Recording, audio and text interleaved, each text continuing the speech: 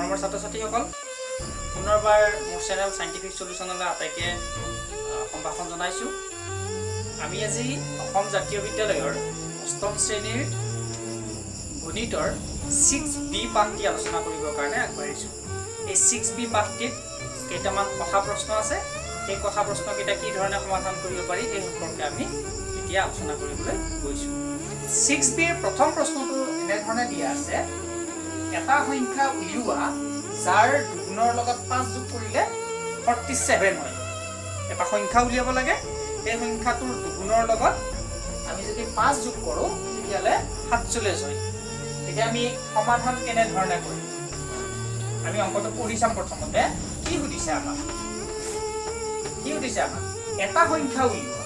আমাক এটা সংখ্যা উলিয়াব দিছে। কি সংখ্যা উলিয়াব দিছে? সেই সংখ্যাটোৰ যদি দুগুণৰ লগত 5 যোগ কৰা হয় তেতিয়ালে আমি 47 পাব লাগিব। এতিয়া মই চাইছো এটা সংখ্যা ধৰি ললো, সংখ্যাটো মই 1 বুলি ধৰি ললো, সংখ্যাটো 1 বুলি ধৰি ললো। তাৰ দুগুণ মানে 2, তাৰ দুগুণৰ লগত 5 যোগ কিমান হ'ল? 1 দুগুণে 2, 5 2 7 হ'ব।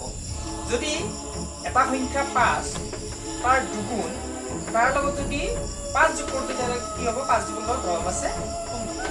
এটা সংখ্যা 10 তাৰ দুগুণ তাৰ লগত 5 যোগ কৰা 10 দুগুণ 20, 20 আছে 25।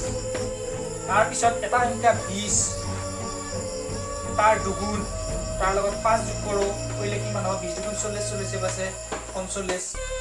এটা সংখ্যা 21 21ৰ দুগুণ তাৰ লগত 5 যোগ কৰোঁ কিমান হ'ব? 21 দুগুণ 42, 42 আছে 47। অৰ্থাৎ সংখ্যাটো কিমান পাম? আমি 21 পাম। এতিয়া কথাটো হৈছে কি, আমি এই অংকটো কেনে ধৰণে কৰিম জানো? এনে ধৰণে নকৰোঁ, এটা সহজ পদ্ধতি আছে। সেই পদ্ধতিটো কি সেই বিষয়ে আমি এতিয়া আলোচনা কৰিম। কোৱা হৈছে এটা সংখ্যা উলিওৱা।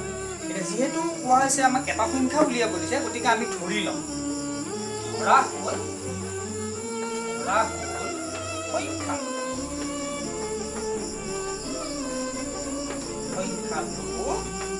x। ধৰা হ'ল সংখ্যাটো x। এতিয়া কৈছে কি যাৰ দুগুণৰ লগত মানে xৰ দুগুণৰ লগত প্ৰশ্নমতে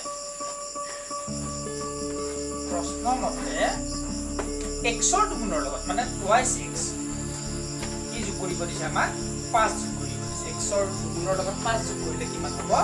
47। এইটো আমাৰ সমীকৰণ twice x + 5 = 47। এতিয়া আমি কি ধৰণে সমাধান কৰিম? twice x টো এইফালে ৰাখিলো আৰু 47 আৰু 5 টো সমান চিনৰ এইফালে নিলো, নিলে কি হ'ব? -5 হৈ যাব। এতিয়া twice x 47 ৰ পৰা 5 গ'লে হয় 40। এটাকে x = কিমান হ'ব? 42 / 2 সমান 21। আমি ইতিমধ্যে কি পাইছিলো যে প্ৰথমতে মই তোমালোকক দেখুৱাওঁতে সেই অংকটোৰ উত্তৰ 21 হ'ব বুলি আমি পাইছিলো, আৰু এনে ধৰণে কৰোঁতে আমি উত্তৰটো কিমান পালো? 21 পালো। গতিকে আমি এই প্ৰশ্নটোৰ উত্তৰ আমি এই ধৰণে কৰিম।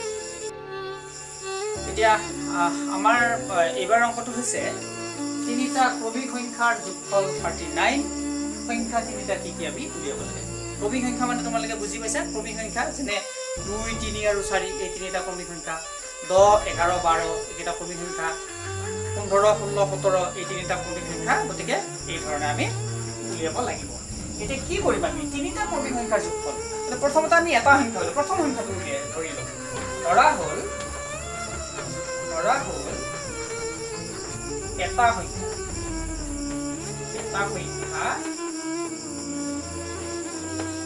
x। এটা সংখ্যা x। আন দুটা সংখ্যা কি হ'ব? এতিয়া আন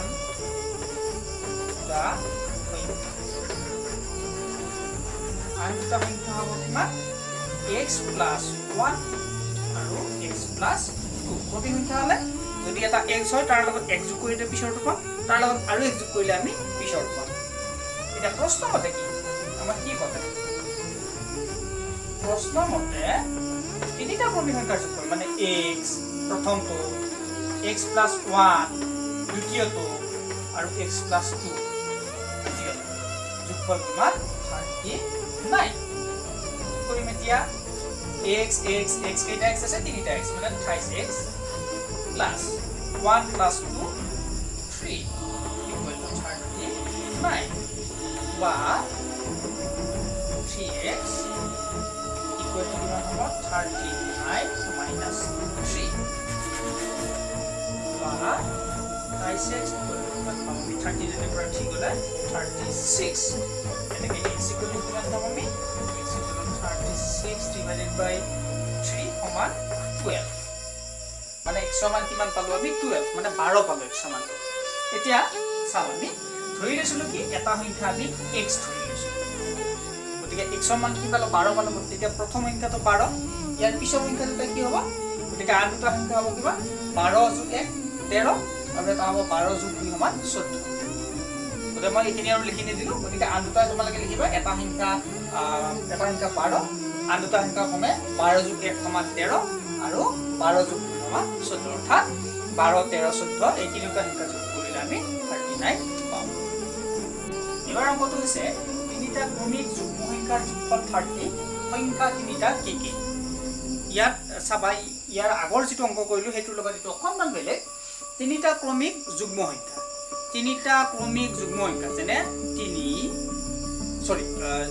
2 4 আৰু 6 তিনিটা ক্ৰমিক সংখ্যা বুলি ক'লে 2 3 4 হ'ব ক্ৰমিক যুগ্ম সংখ্যা বুলি ক'লে কি হ'ব 2 4 6 বা 10 12 14 এনেকৈ এটা এৰি এটা গতিকে আমি যদি ধৰি লওঁ ধৰা হ'ল এটা সংখ্যা x গতিকে তাৰ পিছৰ সংখ্যাটো কিমান হ'ব তাৰ পিছৰ যুগ্ম সংখ্যাটো কি হ'ব x + 2 x সমান যদি 10 হয় এইটো 12 হ'ব এইটো 14 হ'ব গতিকে এটা সংখ্যা x হলে তাৰ পিছৰ সংখ্যা দুটা ক্ৰমে হ'ব x + 2 আৰু x + 4 কথাখিনি বুজি পাইছা যুগ্ম সংখ্যাৰ ক্ষেত্ৰত এটা এৰি সেইকাৰণে আমি 2 যোগ দিছো প্ৰথমটোৰ লগত 2 যোগ দিছো তাৰ পিছৰটোৰ লগত 4 যোগ দিছো প্ৰশ্নমতে কি হৈছে তিনিটা সংখ্যাৰ যোগফল এইটো এটা সংখ্যা ইটো সংখ্যা আৰু ইটো সংখ্যা তিনিটাৰ যোগফল কিমান পালো 30 গতিকে এতিয়া আমি কি পাম x কেইটা আছে এটা দুটা তিনিটা মানে 3x প্লাস 2 4 4 2 6 ইকুৱেল টু 30 ইয়াৰ পৰা কি লিখিম আমি 56 ইকুৱেল টু কিমান হ'ব 30 minus 6